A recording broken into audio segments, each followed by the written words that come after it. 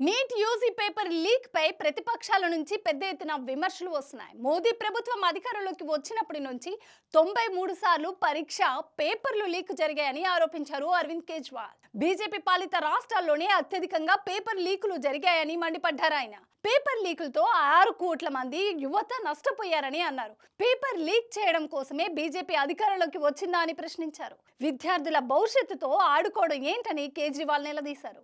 సనాతన ధర్మాన్ని నిర్మూలించాలంటూ తమిళనాడు అసెంబ్లీలో ఉదయనిధి స్టాలిన్ చేసిన వ్యాఖ్యలపై దుమారం రేగుతుంది.